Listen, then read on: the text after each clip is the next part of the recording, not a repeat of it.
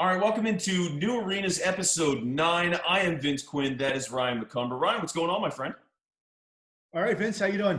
It's Friday. I'm excited. There you Friday go. feels Yeah. like Monday or Saturday. There's no difference. Well, yeah. What's the difference for you? I mean, you're stuck in Portugal. It's not like you're moving anywhere. Like, what? I mean, is it really any different than any other? And I would figure you're doing some sort of work on the weekends because you're a pretty busy guy.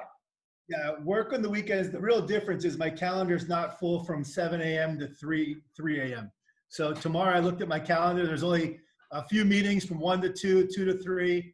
I'll get out to the beach and just, might actually head to Lisbon on Sunday. So we'll see. Oh, there you go. Take a little day trip. Good for you. So I am still here in New Brunswick. I have not moved. I am stuck here and will be stuck here for quite some time. But we do have a guest today. So who is, well, as if we've never had guests on the show. We have a guest every time. But who is our guest today, Ryan, or what are we getting into today? Yeah, so this will be our third club. If you remember, before we had LAFC and the New York Islanders, and they were talking about, who they were potentially going to select. Well, today we have our South American club, River Plate, one of the world's largest football clubs, well, one of the biggest football clubs in South America, very famous from Buenos Aires, and we'll have Juan Cascio on. He's their head of international development. So let's get to it. All right. So, yeah, we are New Arenas powered by Fist, and here's the interview. All right. So the next guest, I'm very excited, all the way down from Buenos Aires, Argentina. We have the head of international development, Juan Cascio, from the famous club River Plate. Juan, how you doing today? Hi, Ryan. Thank you for inviting me. It's a pleasure to be here, and especially to get two new fans, for sure, that are the both of you, and then to try to convince others. Perfect. So just really quick before we get started, just maybe give us a few sentences on what is River Plate and what's your role at the club. Well, River Plate is probably one of the biggest teams in South America. We are developing the brand outside Argentina for the last couple of years. I got to River in 2018, and since that moment, our objective and goal is to start opening the market, not only for the Argentinian River fans living abroad, but also for trying to get new fans. And obviously nowadays fan engagement is a very famous couple of words that most of the clubs are trying to do. So my goal is to engage the fans and to try to bring new fans to River. And talking about River specifically, it's probably the biggest club in South America. Talking about not only soccer, but also we have more than 30 different teams. I couldn't be able to say 30 different sports, but we have one team for each of them. So it's crazy that whatever sport you are thinking, except the ones that you have in the US only, like football or baseball, we have all the others. And hockey, we have all the others in River. Wait, okay, so you guys own like basically a team in every single sport that you can think of. So okay, like can you give me just something, like, do you have a volleyball team? Like what do you guys have exactly? We have basketball team, volleyball team, field hockey, we have chess, badminton, Really? tennis. I don't know more sports, but I'm sure that if you can think on some sports, I can tell you if I have a team or not. Wow. So so for you guys to have that many teams, like, how does that work then? Is it that like the soccer team are you guys like the main flagship and everything else flows off of that? How does that work structurally to have all those teams? It's kind of works in that way. Like the big incomes and the big expenses are obviously from the soccer team, not only the players but the staff in general, like the operations of the game days, even the incomes from the food and beverage in the stadium, besides the tickets and the number one income is selling players. So like the pro players that are sold usually to the European market. And then yes, there are many activities. It's we always say that it's not a soccer team, it's a club. So it's a social club. We have an institute, a university. We have around 5,000 people every day coming to make different activities at the club. Wow. So you guys have an incredibly in-depth operation. I guess for your job, so you're trying to get fans with everything basically then, to say like, hey, we've got all these teams. Like what is your role then when you have all these teams and your job is to get new fans? Well, my job is mostly related to the soccer team, Okay. since it's the famous and as you brilliantly said, is the flagship. So yes, everything we do is related to the soccer team. But then when we go anywhere outside Argentina, we try to explain that we are not only a soccer team, but we are a social club, and we have all these activities. Okay, so I'm just trying to think like one, what are some of those activities that you have then? What is that social club element for me? Because now like you said to start the whole thing off, I'm officially a River Plate fan now that you're on the show. So I'm getting a tattoo. I'm in. All right. Amazing. So what kind of things am I getting now as a official big time fan of River Plate? What do you guys do? Well, we always say that being a River fan is like a lifestyle. So probably you will send your kids to our school. We have a school in River, and then after the school they will stay to practice soccer in the academy that we have, and then probably you will have some food and drinks in the the restaurant we have inside the club, and then you will leave home until the next day that you will do the same from Monday to Friday. And then on Saturday, you will be probably enrolled in an amateur soccer team so that you could play a game with your friends, other friends or other members of the club. And obviously on Sunday, you will go to the stadium to watch your team. So that will be like a kind of particular River fan week. So Vince, when we move to Argentina? Yeah, pretty soon, I think. I'm ready to get out of here. I mean, New Brunswick is fine, but I'm very excited by the prospects of Argentina. Some questions. You'll need to wait a couple of weeks until we are reopened. How big is the stadium? How many fans come to an average game? How many fans do you have? Just walk us through a typical game. We say that we have like 15 million fans.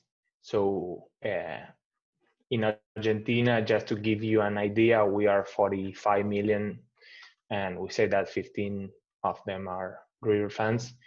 And then our stadium has a capacity of 70,000 fans.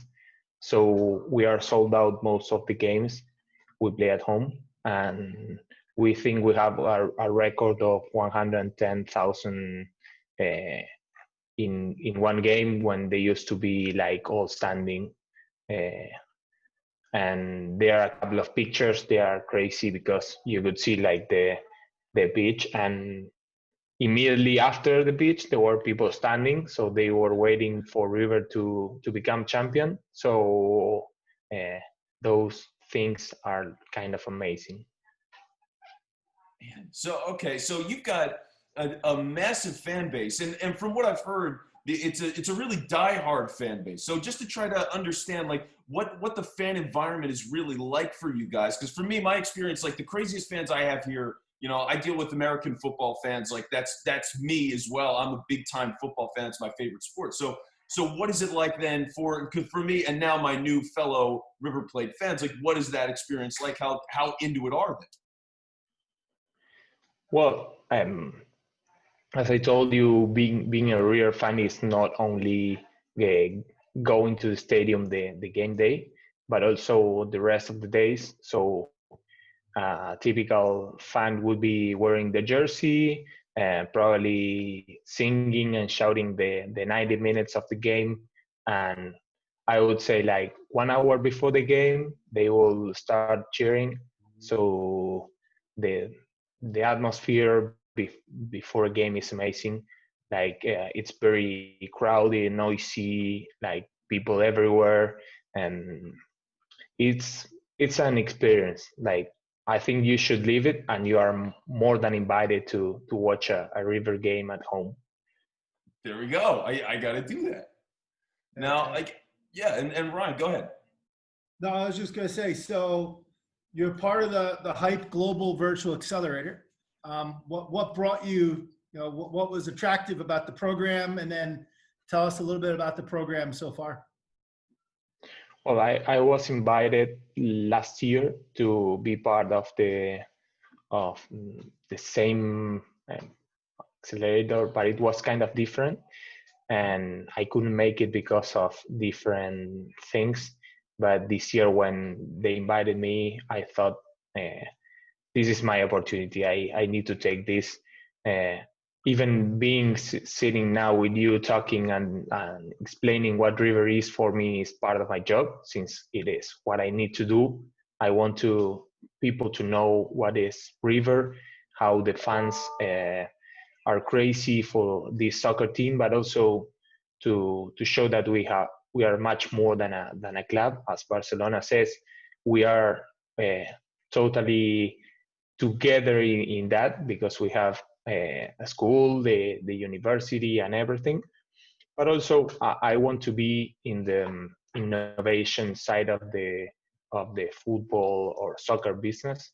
So I think that this was a great opportunity to meet the startups and new players in this game. I think that we have much to learn from the top tier teams in the world, and I thought this was a great way. And after being part of it, I can say it was worth it. Excellent. So why is it worth it? I mean, what has it been? What are some of the things that you've seen and dealt with personally that make you say, I'm glad I'm a part of this? So mainly because there are daily problems that we have that could be solved with the startup. So they kind of bring products and services that for us they're impossible to think about, and you find a guy that is telling you, okay, this is my product or this is my service, and I would say, oh, I really need this in order to help the team to develop new aspects. Just to give you an example, we, as I told you, we have a stadium sold out for most of the games, but we don't have a platform to engage to the fans in a proper way. So probably we would go out to our social media to promote the selling of the tickets for the game, and they will sold out in 2 hours. So people would say like, hey, you are offering me a ticket, and then when I want to buy it, I cannot buy it. And we found, for example, in full venue a solution for that, because they engage fans and they send them the email marketing with accuracy, and that's like one of the things that we are trying to find. Mm-hmm. Yeah, so let's go through who you selected. I think you selected 5 of the startups. So you heard from 25. That must have been a tough decision. I know all 25 were fantastic. So what was your internal process of picking the 5? I think you and Sophia were on, and then maybe tell us about the 5 that you selected. Well, yes, there are many different departments involved in the decision. We tried to make it a decision between us, because it would be impossible to talk to everyone and see if they were okay. So the first thing we did is to make like a brainstorming of how each startup would solve any of the problems that we have. And then what we did is to say, okay, these are the problems that should be addressed firstly, and we went to that on that side. Of course, now we are involving all the departments, because if we want to move forward with any of them, we'll need their help and obviously their agreement to work together on this. So you kind of act as a conduit to all the different departments in the club, you know, your digital team, your marketing team, your sponsorship team. You presented this to them. They said, yeah, this looks interesting. And then you move forward. So I have a list here of who you selected. We can just talk just briefly one by one of what you're hoping to get out of it. So you selected FanFest by Vichy. Have you spoken to Adam yet? What are your kind of thoughts on FanFest? Yeah, I think that they have a great platform. We want to engage fans, as I said previously, and this is one of the best ways.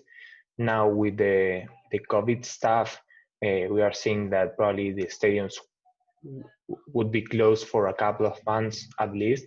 So we are seeing in FanFest a way to bring the fans together to watch a game, but also there are many things that are new for us. For example, we are launching a new jersey in a couple of weeks or in month and a half, and we are seeing that, okay, this is something that we could monetize or not, but we need a platform to where to do all this in a digital way. Yeah. So to explain that, Vince, they're actually going to have a launch party of the new jersey, of the new kit. Okay, like that. You're going to put it on, potentially on FanFest, have sponsors behind it. Is it Adidas? Adidas is your club? Yeah, Adidas, yeah. So we have Adidas pay for some of it. The guys come out, show off the jersey, some rah, rah, rah. You know, it's a pretty cool way to display the new jersey to the world. Well, yeah, and if you can get fans to actually watch that live, that's pretty cool. You know, I think that's a pretty good idea. I like that. So then you also met with, go ahead, Juan.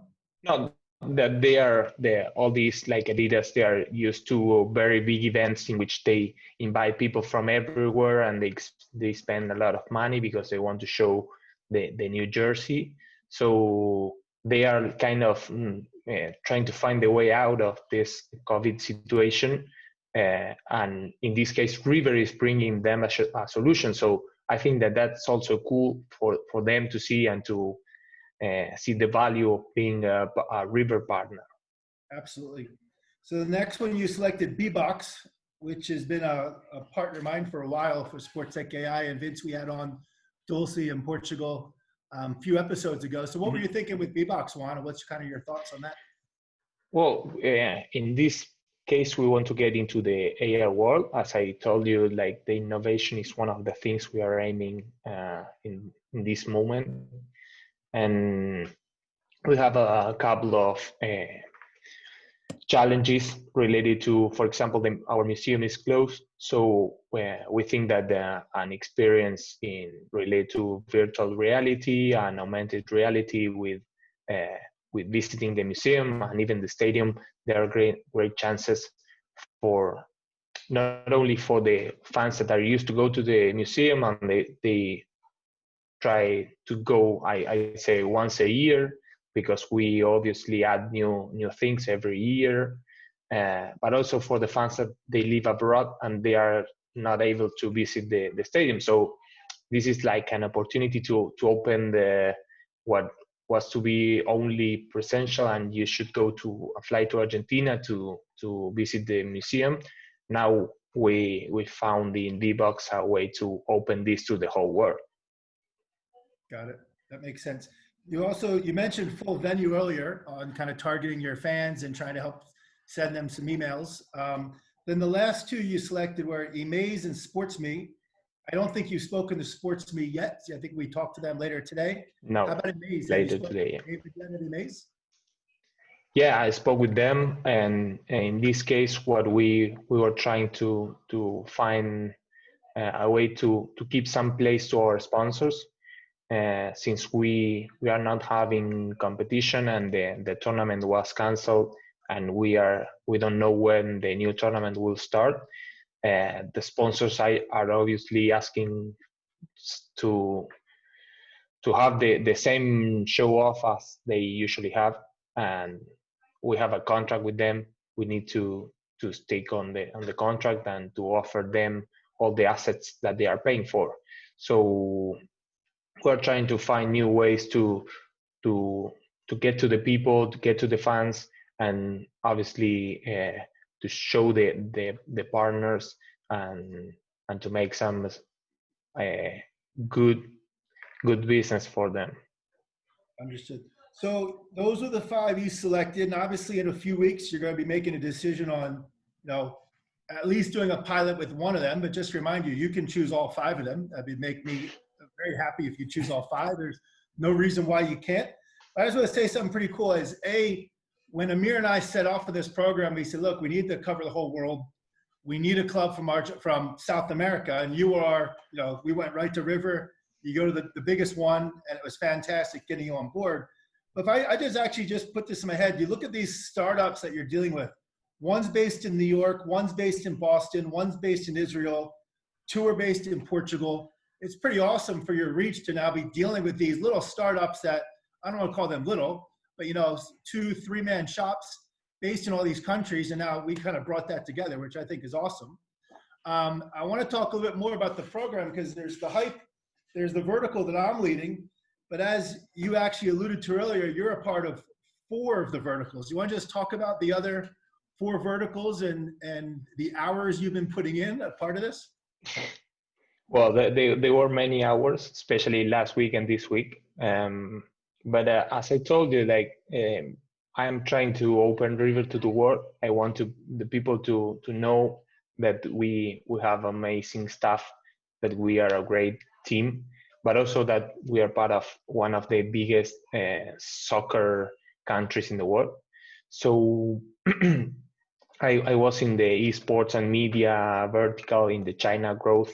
Obviously, the China growth was important for me because of the international expansion that I'm trying to get with River, and also in the high performance. So they had a kind of different way of approaching this. The verticals are kind of different from the clubs and federations, since we were not choosing for ourselves. We're more like mentoring and being a jury and saying, okay, you should move in this way, try to develop these kind of businesses or improve these kind of things. And then traditional accelerators. Traditional, yeah. So to clarify, you're part of the China vertical, you're part of the high performance vertical, and you're part of the media and esports vertical. So you're a lot of hats. That's a lot of work you're part of. So congratulations. Yeah. Thank you. So let's shift gears. So Juan, you lived in New York. How do you compare the U.S. sports scene to the Argentine sports scene? And then Vince, I'll let you ask some questions.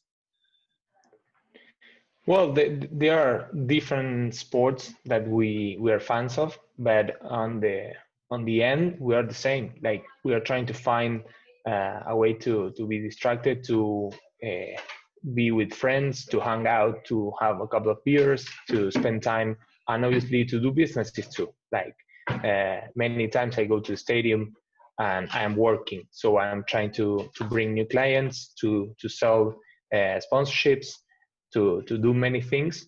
And that's one of the things that I got in the US. I think you are great in that. Like, you are enjoying the time, you're having a good time with friends, but on the other side, you are trying to develop the businesses. So for you, because you mentioned so much about this idea of trying to, and I guess it's basically your job, is you're trying to get into all of these other countries and build fan bases in all these other countries. So how long have you been going about this? And I would figure that since you started, but I would love clarification on it. And what are some of the things you've been doing before the program that River Plate's been doing to try to connect with people internationally?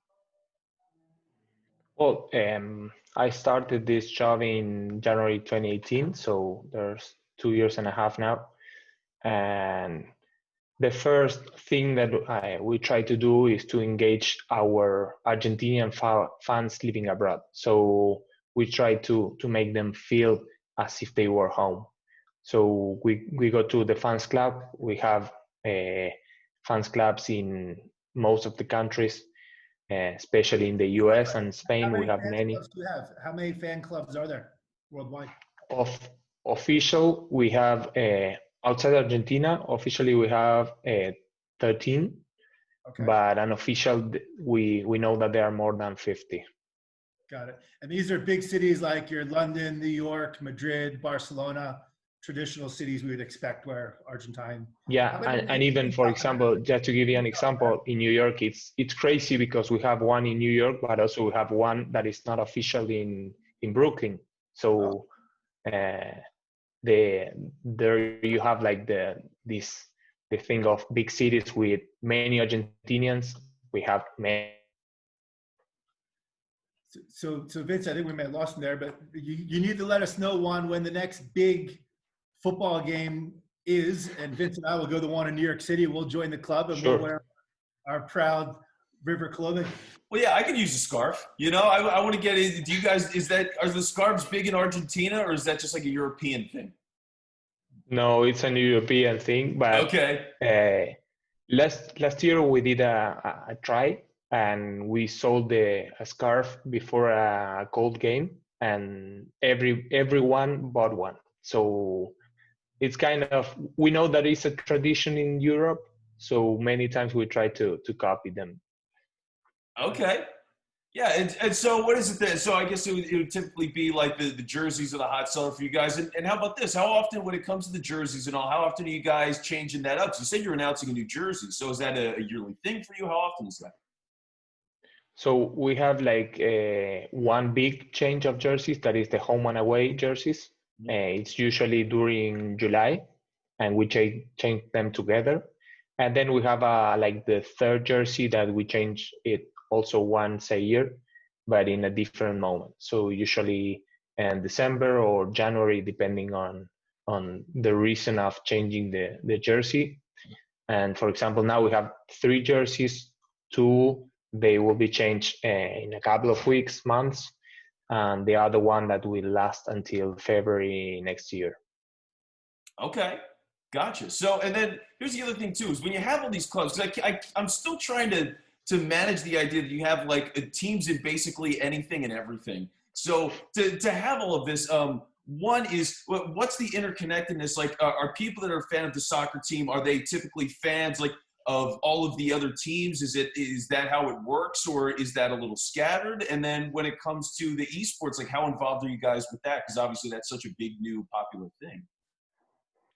So related to the other sports, usually we have like two kind of fans. The ones that are fans of the soccer team, and they just show up every once uh, to every game, but we play once every 2 weeks. So they are only fans of the soccer team. And then we have the ones that are really members of the club, and they are fans of everything. For example, if you tell me, okay, the volleyball team is playing tonight, I would cheer for them. So for sure, I don't know if I would. How many people are we talking? 1,000, 2,000 people? Well, it really depends.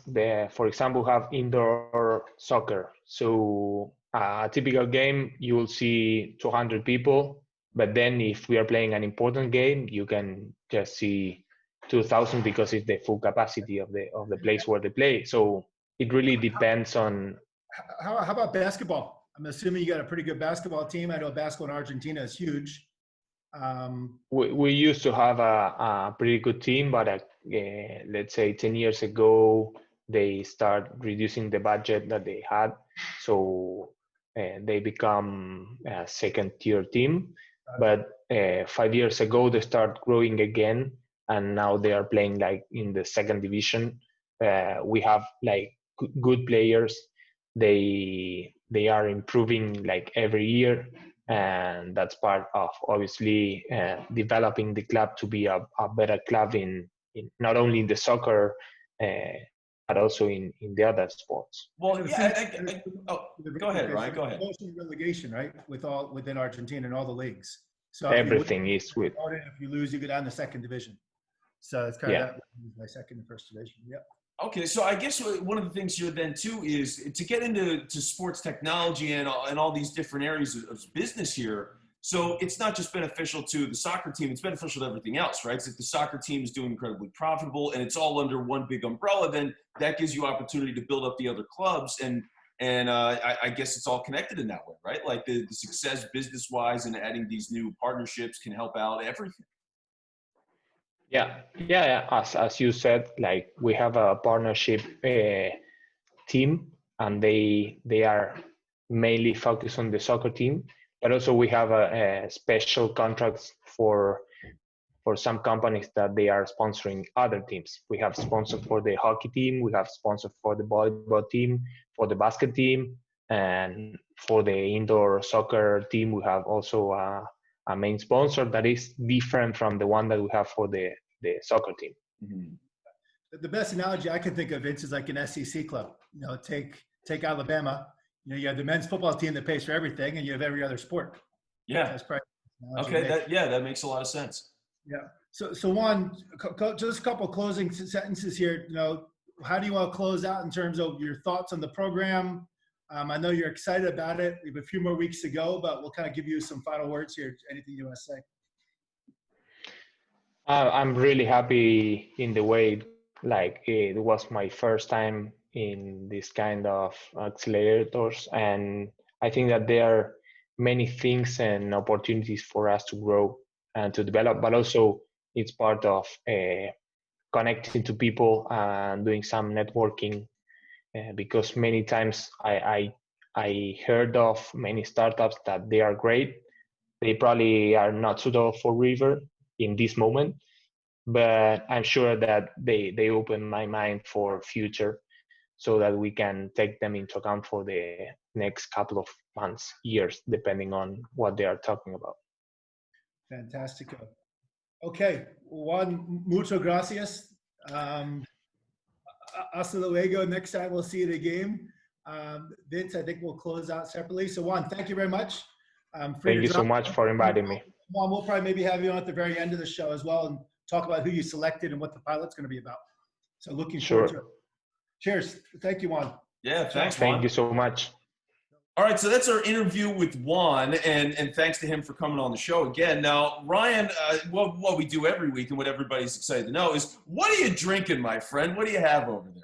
All right, so last weekend was the first barbecue I actually hosted at my pad here, and we had the Bebox team come over. So Dolce, Ivan, and let me open this bottle up here.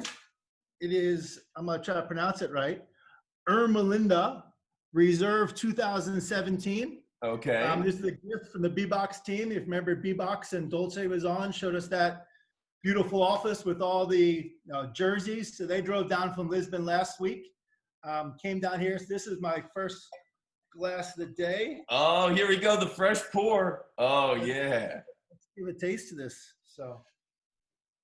Yeah, I need the review. Wow, this actually smells like a really good Malbec from Argentina. See that, and I don't know what that means because I'm not sophisticated with wine in any way, but it makes you sound very professional. So I like the sound. This is a fantastic gift. This is, it's one of the, could be the best bottle I've had since I've been in Portugal, to be honest with you. So the Bebox team knows how to treat one of their board members well. Well, there you go. And by the way, I mean, you've been having a lot of bottles over there. Let's be honest, right? Yeah, you're having. I mean, hey, you're stuck in quarantine by yourself. You're locked into Portugal, so you might as well make the most of it. Now, yeah, my mom actually made a comment the other day. She asked me why she watched a couple of these. She's like, "How come you're the only one drinking on this show, right?" And my answer was, "Well, Vince is in New Jersey, and I'm 5 hours ahead, so it's usually nighttime for me." And it's daytime, so there you go. Yeah, it's noon for me. Like, I wish I could, and today is actually one of those rare days where I could, but just based on the time we're recording right now, it's 10:50 in the morning. Like, I just can't start drinking right now. I would love to, but I've got things I got to do today. You know what I mean? Like, for me, I stop working a lot of times. Sometimes I'm not done work till 2 a.m. and we're recording at, like, for my time, it's like noon or 1 o'clock. So yeah, it's tough for us to work that out. So I would love to drink with you, and I certainly do drink. And if I were getting fine bottles of wine like that, I would be enjoying them. But it's just hard for me to drink on the show. That's all. To be quite honest, I only opened this because it was a gift from the Bebox guys. I wanted to keep with the program of having at least a glass of show. But if you looked at my calendar, I don't think you can see it. Yeah, But I got a little glimpse there. I have Belgium after this. Call it the Dolphins and Flash Plays, Dolphins and Fan Fest, River Plate with Sportsme, full venue, and then the Toronto Blue Jays from 8 to 9 p.m. talking to Bebox. So I'm going to put this wine down because the Bebox team might not be too happy with me if I have this whole bottle before their call at 8 p.m. tonight. That would be so funny if it came back to bite him, where you were just loaded in the meeting. It's like, hey guys, well, this was your bottle. You gave it to me. I will give him a little shout out on it, and I'll let him know that'll be the next glass I'll have later tonight. But yeah, tonight it ends at 9 o'clock, and then that's it for the day. All right, and then you can enjoy the rest of the bottle, right? Yeah, then I'll enjoy the rest of the bottle. So we don't have a plan for the next few episodes, but I got a couple other startups we'll bring on next week. We'll look to get those out there, and just leave that with me. Yeah, so you handle all of that. In the meantime, I'll make sure that this is, and obviously if you're watching it now, I've put it together and I've done a successful job. So great job by me editing this episode. Excellent work. Now, what we're going to be doing is we want to make sure on top of the episodes that are going to be coming out that, hey, check out the stuff you missed, because we are a brand new show. You might have just caught up with us. So this is episode 9 of New Arenas. Episode 7, for example, we had Jerome Williams, former NBA player, talking about what NBA players are doing these days, other professional players and new networks that they've got going on. So like a lot of exciting stuff there. Other startups, and they're within the program as well, RoboPG, but all the different programs that or startups that have been involved with the Hype Global Virtual Accelerator. So we've been talking to a lot of different startups, a lot of different teams, and you can check out all of that. You can do it on YouTube. You can also find us on Apple Podcasts. So make sure you look for New Arenas there as well. Like, subscribe, all that good stuff. And by the way, because Ryan, I mean, look, it's business, right? We're talking about business. We're professional. We're on LinkedIn. We got a page. Come on in, like the page, be getting the updates as soon as the show gets dropped, then you know. And, we need the support. We're a brand new show, so help us out here. Give us a like, right? Sounds good. Yeah. I'm looking forward to it. All right, Vince, have a good rest of your day. All right. Yeah, you as well. So for Ryan McCumber, I am Vince Quinn. Thank you for listening to New Arenas episode 9. We are powered by Fist, and we'll talk to you soon.